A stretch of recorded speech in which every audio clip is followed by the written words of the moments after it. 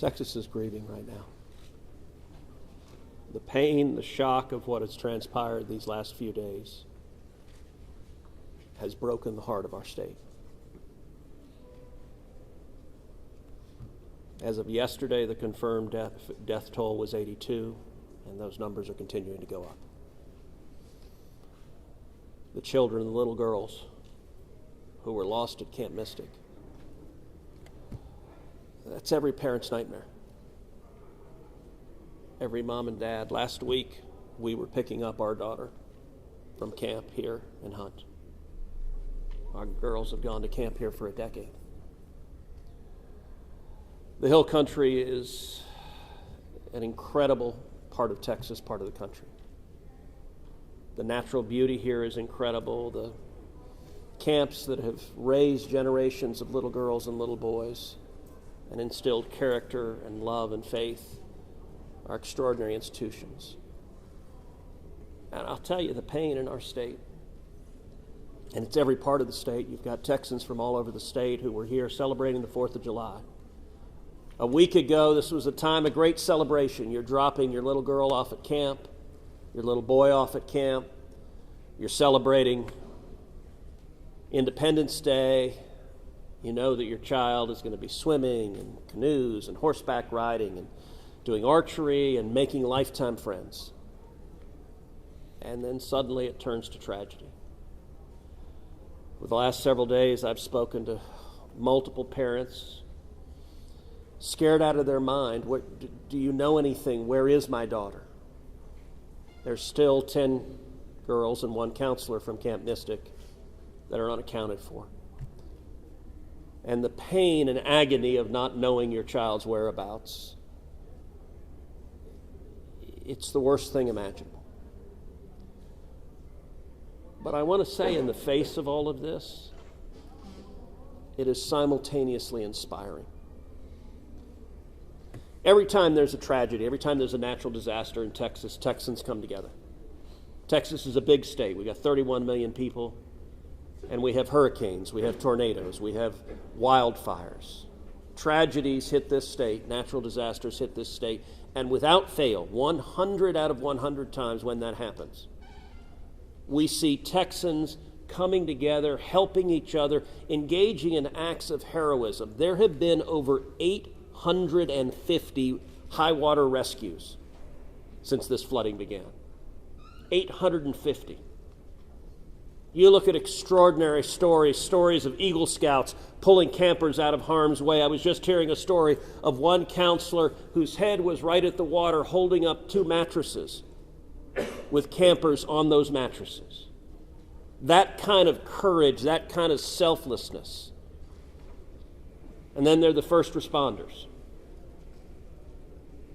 The local first responders, I want to thank every one of the first responders at the local level, at the city level, at the county level, at the state level, at the federal level. In the first few hours of this flood, I was on the phone with Governor Abbott, I was on the phone with Lieutenant Governor Dan Patrick, I was on the phone with Nim Kidd, the head of the Texas Department of Emergency Management, and then I called President Trump. I called President Trump. He was having dinner at the time. It was still early in what was transpiring. And I wanted him to know, I said, Mr. President, everything we're hearing right now, this appears to be bad, really bad. There may be a very significant loss of life unfolding right now in Texas. And I will tell you, the President said, Ted, anything Texas needs, the answer is yes. Whatever assets you need, whatever resources you need, yes, let us know, and we will provide everything. Within hours, we had helicopters, over 12 helicopters in the air. National Guard, DPS, game wardens, Coast Guard, doing search and rescue, reaching down. We've all seen the videos of little girls being pulled up, hoisted out of harm's way. Incredible courage and heroism. Search and rescue is the first stage. But the process of coming together and rebuilding is going to take longer. And I will say to all the grieving families, to all of those who've gotten the worst news imaginable, that your little girl, she's gone. I will say for many of us, those are friends and neighbors who've lost children. Got multiple kids who go to school with my girls.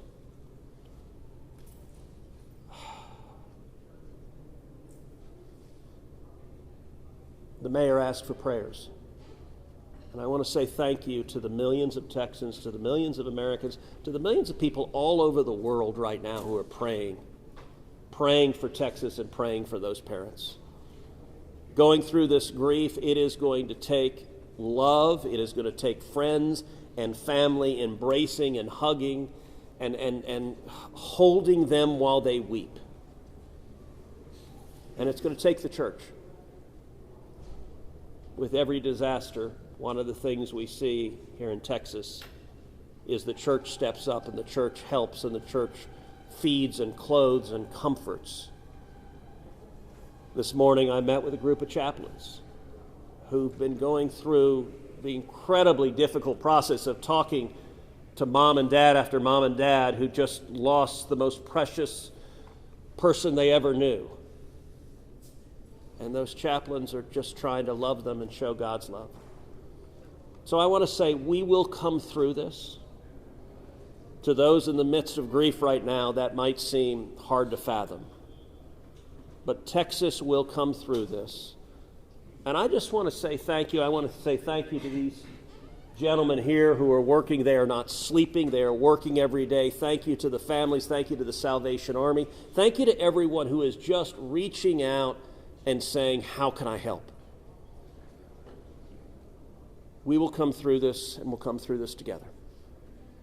Thank you. And now we'll take questions. Senator, you talked about how you know kids here, how you've taken your own kids to camp.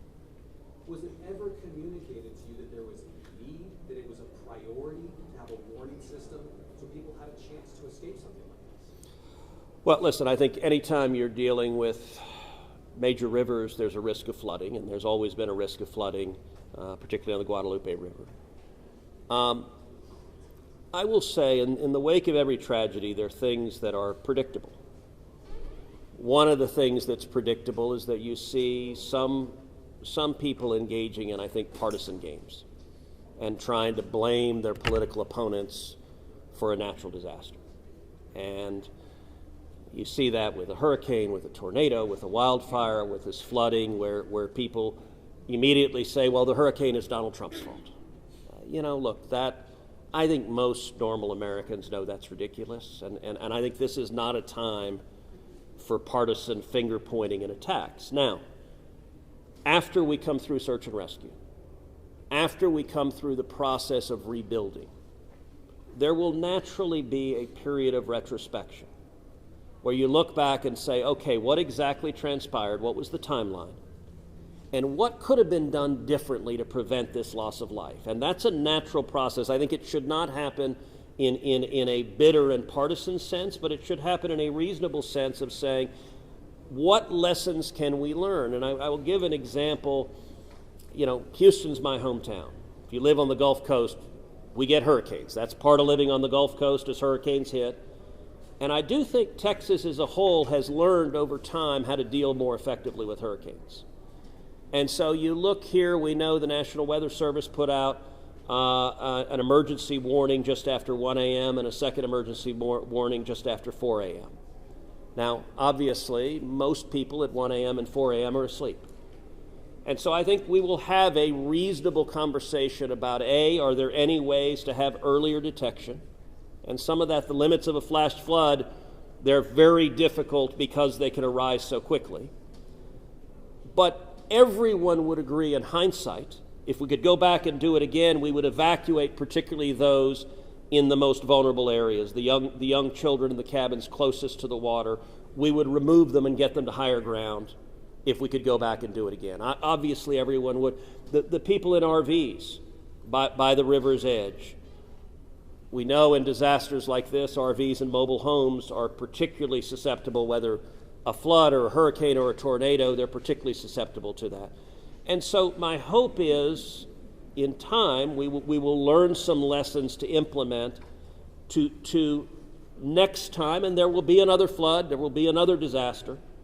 But next time there's a flood, I hope we have in place processes to remove especially the most vulnerable from harm's way. But I think that's going to be a process that will take a careful examination of what happened and how can we implement processes better in the future to prevent this same loss of life. Senator, there were claims that the National Weather Service sent that first flash flood warning that should have alerted phones at 1:14 in the morning. But we have a federal public database maintained by PBS Warn, that says the first emergency alert wirelessly here in this area to Kerr County was not until after 9 a.m. That was more than 4 hours after the severe flooding had come to this area. Did you know that? Have you seen that? And what's your response, knowing the state and cuts to NWS in recent months by this administration? So I don't know the source for what you're saying. All of the public reporting I've seen is that there were two alerts that went out, one just after 1 a.m., one after 4 a.m. You know, I can tell you, I talked about the partisan finger pointing. I think there have been some eager to point at the National Weather Service and say cuts there led to a lack of warning. I think that's contradicted by the facts, and if you look at the facts in particular, number one, that these warnings went out hours before the flood became a true emergency level, but number two, the National Weather Service here, New Braunfels is where they were headquartered. They had additional manpower. In fact, they had 3 additional people working that night, anticipating that it was going to be a very dangerous weather situation. I also think it's worth noting that the National Weather Service Union, which has been very critical of the DOGE cuts, has publicly said that they don't believe that the reduction in staffing had any impact whatsoever on their ability to warn of this event. And so, look, I think it is reasonable over time to engage in a retrospective and say at every level what could have been done better, because all of us would want to prevent this horrific loss of life. But I think just immediately trying to use it for either side to attack their political opponents, I think that's cynical and not the right approach, particularly at a time when we're dealing with a crisis and we're dealing with grief. But does this make you question whether there should be cuts at the National Weather Service and FEMA? I know you've been supportive of FEMA. Look, I am very supportive of FEMA. I'm very supportive of the National Weather Service. They both perform essential roles, and I think it is critical at every federal agency, particularly when you're dealing with public safety, that we make sure that critical roles are maintained. that's a longer and broader discussion, but as I said, everything from the public evidence indicates that was not a contributing factor to what occurred here.